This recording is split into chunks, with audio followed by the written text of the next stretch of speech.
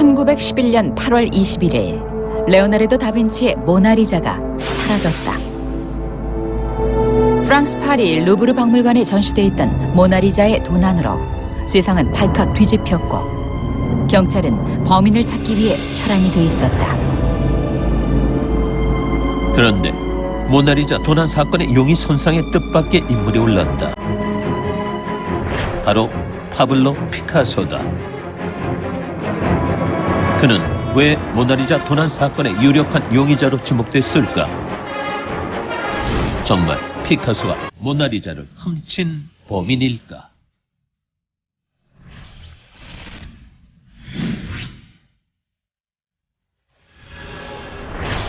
평화와 경건함이 가득한 풍경으로 전 세계인에게 감동을 안겨준 장 프랑스와 밀레의 만종. 파격적인 구도로 발레리나의 아름다움을 극대화한 에드가 드가의 스타. 두 화가의 걸작으로 꼽히는 이들 명화 속엔 반전의 이야기가 숨어있다.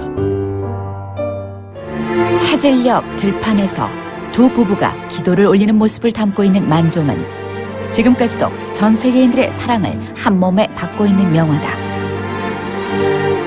하지만 스페인 초현실주의의 대가 살바도르 달리에게 이 그림은 공포 그 자체였다. 어린 시절 부모님과 함께 프랑스 루브르 박물관에서 만종을 처음 본 순간 알 수 없는 슬픔과 불안을 느꼈고 그 이유는 엉뚱하게도 두 부부 사이에 놓인 감자 바구니 때문이라고 주장했다. 달리는 감자 바구니가 마치 시체를 넣는 관처럼 느껴진다고 말했고 급기야 1963년 밀레 만종에 관한 비극적 신화라는 논문에 그림에 대한 새로운 해석을 내놓으며 큰 화제를 일으켰다. 하지만 사람들은 달리의 주장에 대해 괴짜가 늘어놓는 궤변이라며 누구도 믿지 않았다. 그러던 중 달리의 주장을 판별할 수 있는 기회가 찾아왔다. 루브르 박물관 측이 일부 훼손된 만종을 복원하는 과정에서 문제가 된 감자 바구니에 적외선 투사 작업을 한 결과 신기하게도 초벌 그림에선 악의 시체를 담은 관으로 보이는 물체를 확인한 것이다. 우아하면서도 화려한 몸짓으로 무대를 사로잡는 발레리나가 생생히 살아있는 에드가 드가의 스타. 드가는 발레리나를 비롯한 여인들을 주제로 수많은 작품을 남겼지만 실은 여성 혐오주의자였다고 전해진다.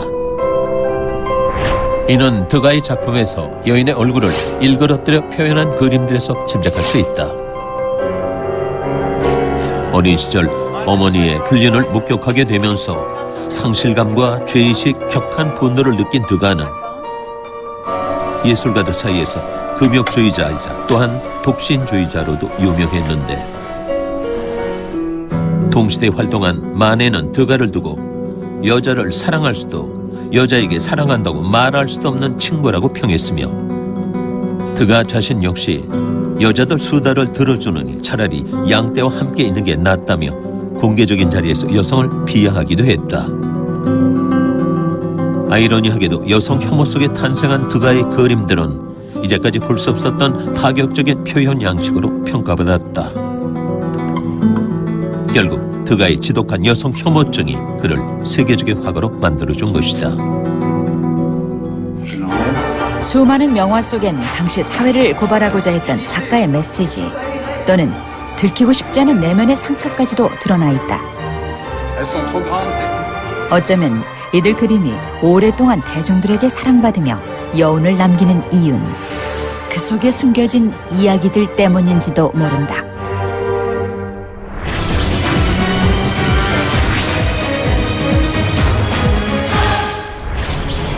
절도범에게 가장 인기 있는 것은 다름 아닌 보석과 유물이다. 보석은 가공이 쉽고 유물은 불법으로 도굴한 후 경매에 내놓더라도 사람들이 알지 못하기 때문이다. 하지만 진짜 영리한 절도범들이 탐내는 것은 그림이라고 한다.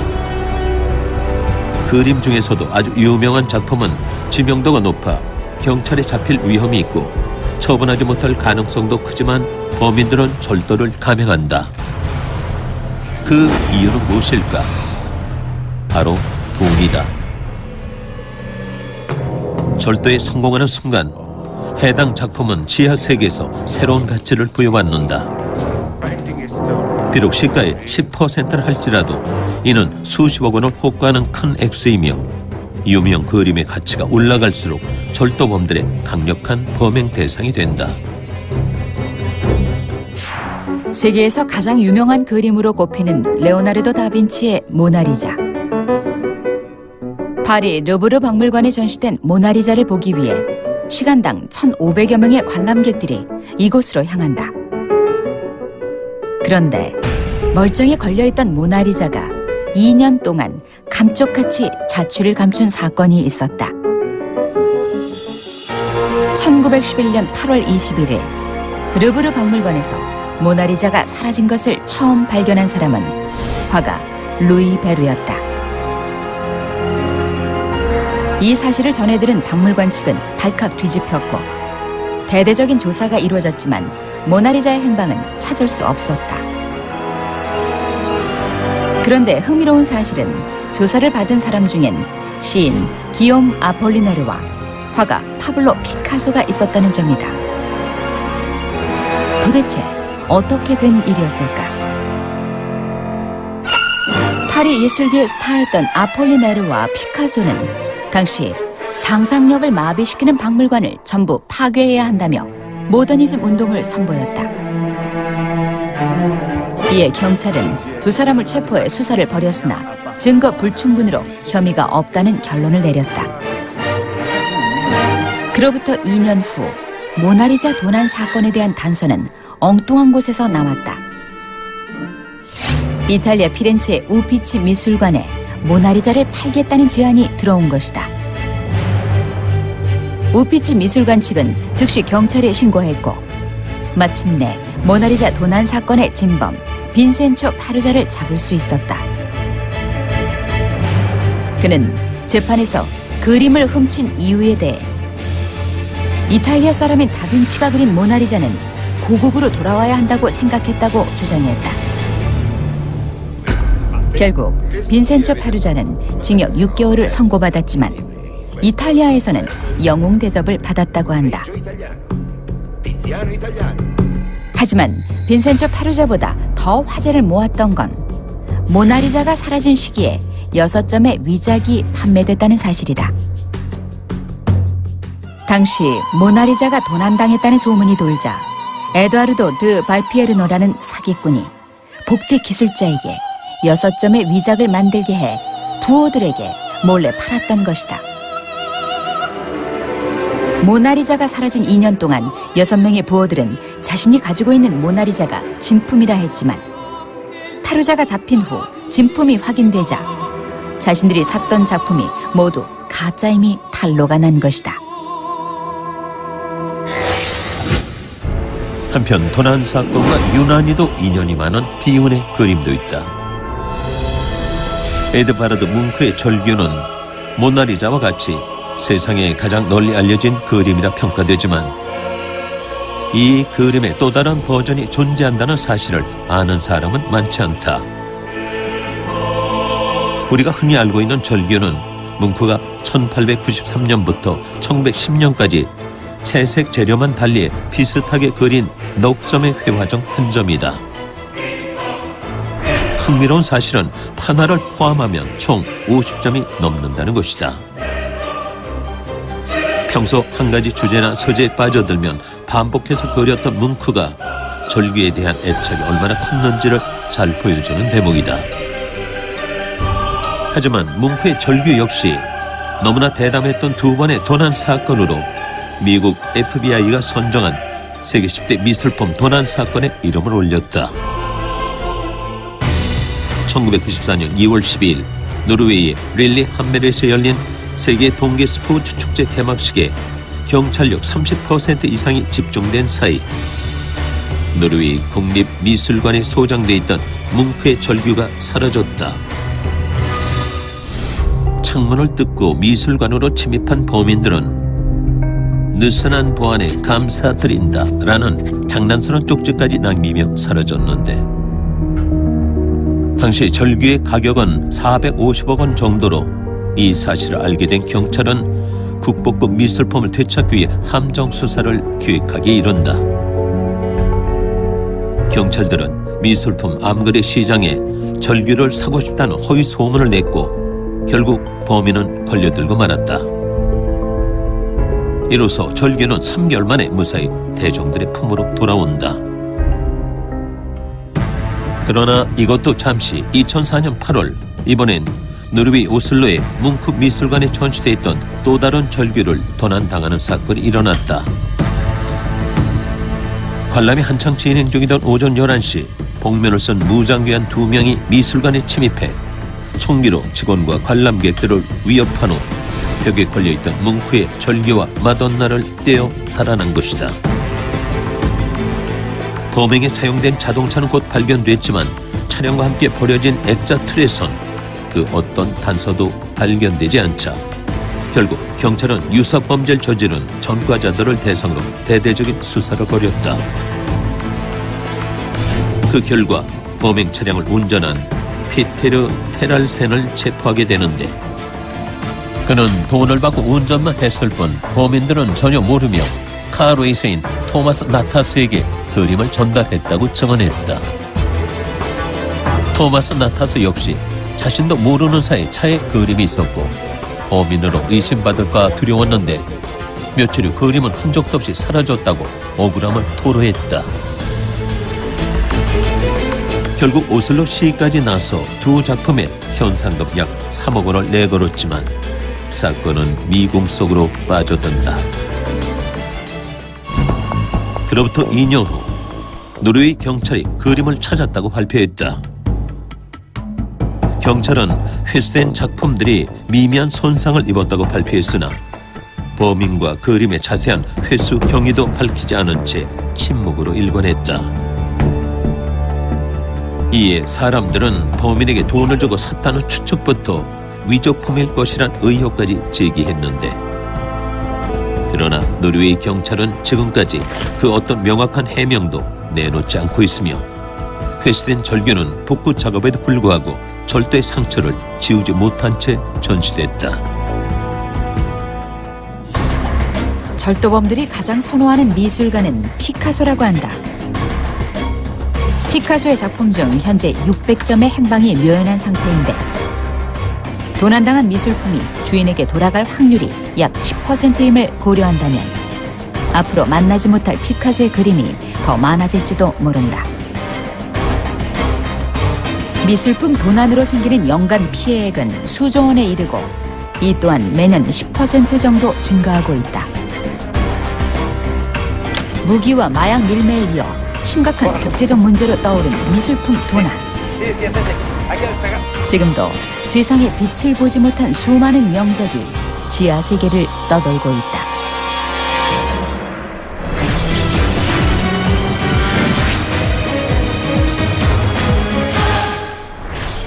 강렬한 금빛으로 시선을 사로잡는 황금의 여인. 하지만 이 명화 뒤에 숨겨진 진실에 대해 아는 사람은 별로 없다. 그림 속 모델은 클림트의 후원자이자 친구였던 페르디난트 블로우 바우어의 아내였다. 원래 이 그림은 바우어의 가족이 소유하고 있었으나 1938년 나치가 오스트리아를 점령하면서 유대인이었던 바우어 가족은 스위스, 미국 등지로 추방되거나 망명했다. 그리고 바우어의 가족 재산은 나치 전쟁 조달금으로 빼앗겼고 소장하고 있던 그림 역시 나치가 개인이나 오스트리아 국립 갤러리 등지에 팔아넘겼다. 실제로 오스트리아 미술관에 소장돼 있던 클림트의 작품 상당수는 이런 과정을 통해 입수된 것들이었다. 그런데 1990년대 말 블로우 바우어가의 마지막 생존자이자 상속녀인 마리아 알트만이 오스트리아 벨베데레 미술관에 전시된 클림트의 그림들은 페르디난트에 의해 기증된 것이 아니라는 사실을 알게 되면서 그림 소유권을 두고 오스트리아 정부와 맞서게 된다. 오스트리아 정부는 자국전신 화가인 클림트의 작품들이 오스트리아에서 전시돼야 한다고 주장했지만 이미 미국 시민이 된 알트만을 설득하기엔 부족했다. 결국 6년 반 동안 치열한 법정 공방을 벌이게 되고 2006년 1월 6일 오스트리아 법원은 알트만의 손을 들어준다. 이로써 알트만은 아델레 블로우 바우의 초상 1과 아델레 블로우 바우의 초상 2, 사과나무, 자작나무 숲, 아테르제 포스위 운터라흐의 집들까지 총 5점을 소유하게 됐다. 사람들은 알트만이 자신의 거실에 걸려있는 모조품을 떼고 진품을 걸 것이라 예상했지만 그녀는 단 하루도 클림트의 그림을 내 집에 걸고 싶었던 적은 없다라고 밝히며 또다시 세계 명화 시장을 흔들어 놓았다. 직접 소장할 생각이 없는 듯한 발언은 머지않아 클림트의 그림들이 경매 시장에 나올 것이란 기대로 이어졌다. 그러나 그녀의 발언으로 가장 큰 곤경에 처한 것은 다름 아닌 오스트리아 정부였다. 이제는 오스트리아에서 아델레 블로흐 바우어의 초상을 볼 수 없게 됐다는 사실에 실망한 오스트리아 국민은 애초에 정부가 알트만 측과 구매 협상을 하지 않은 부분을 지적했다. 이에 게러 문화부 장관은 클림트의 작품이 너무 비싸 구매할 수 없었다고 말했지만 알트만은 오스트리아 측이 작품의 가격을 물은 적도 자신이 가격을 말한 적도 없다고 했다. 구차한 변명으로 위기에 몰린 오스트리아 정부는 그제서야 억만장자를 비롯한 문화 사업가들을 불러들여 클림트 작품들을 구매할 수 있는 후원자가 필요하다며 대책 마련에 나섰지만 후원자는 한 명도 나타나지 않았다. 그러자 오스트리아 국민이 나섰다. 국민 1인당 20유로 성금 운동으로 클림트의 작품들을 되찾아오자고 목소리를 높였지만 그럼에도 불구하고 알트만은 아델레 블로흐 바우의 초상 2를 경매에 넘겼고 무려 약 1,575억 원에 팔렸다. 아델레 블로우 바우의 초상 1의 새 주인은 14살 때 그림에 반해버린 세계적인 화장품 2사의 회장 로널드 로더였다. 그리고 그는 미국 뉴욕의 노이에 갤러리에 맡겨 누구나 자유롭게 감상할 수 있도록 그림을 공개했다. 지난 60년 이상 오스트리아 벨베데레 미술관에서 전시됐던 클림트의 5점의 그림들. 클림트 명화 되찾기 운동에도 불구하고 알트만의 경매 결정에 오스트리아 국민들은 실망감을 감추지 못했다. 여기에 알트만은 이렇게 말했다. 나는 나치에 의해 불행해진 우리 가족들의 권리와 소장품을 찾고 싶었을 뿐입니다. 라고.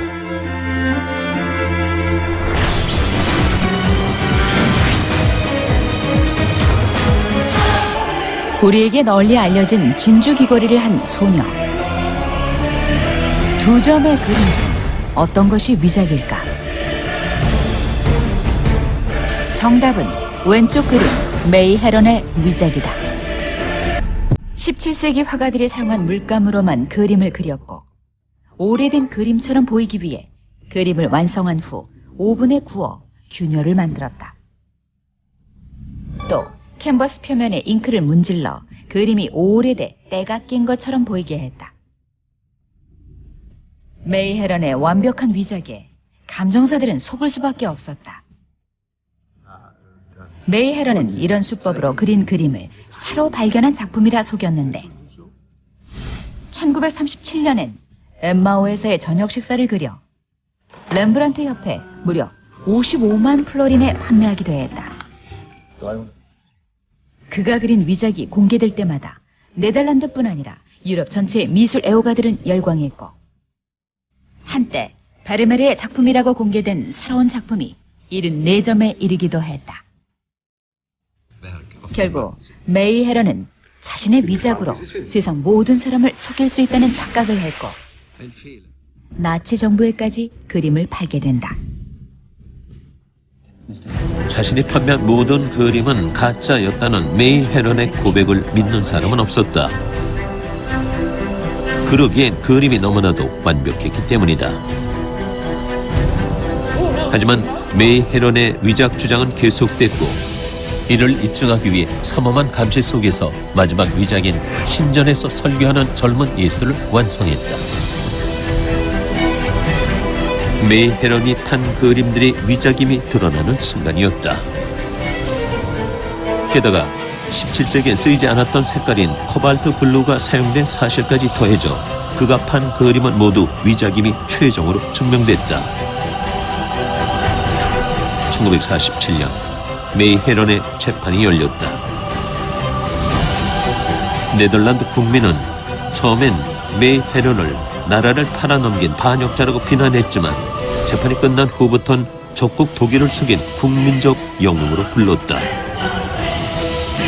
형기를 마치면 그의 이야기를 다룬 영화 제작진은 물론 개인전을 열어주겠다는 환대가 기다리고 있었지만 그는 4개월의 형기를 남기고 심장마비로 사망했다. 그리고 나중에 아주 재미있는 사실도 밝혀졌다. 메이 헤런이 나치의 괴링에게 위조 작품을 팔고 받은 돈 역시 위조 지폐였던 것이다. 상상을 초월하는 고가의 명화들을 위작하는 행위는 지금도 미술 시장에 등장하며 논란을 일으키고 있다. 하지만 아무리 뛰어난 위작이라 할지라도 명화를 탄생시킨 화가들의 삶과 열정은 위작할 수 없을 것이다.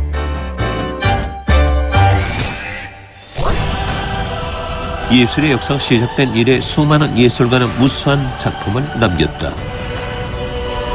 그중엔 시대를 앞서가거나 시대에 저항하며 논란을 일으킨 작품도 있었고 천재성을 알리며 세간의 주목을 받은 작품들도 있었다. 그리고 이들 작품은 수백 년이 지난 지금 명작이란 이름으로 인류에게 새로운 영감을 주고 있다. 인생은 짧고 예술은 길다. 명작을 남긴 예술가들의 삶은 사람들의 가슴 속에서 또 한편의 드라마를 탄생시키며 여전히 살아 숨쉬고 있다.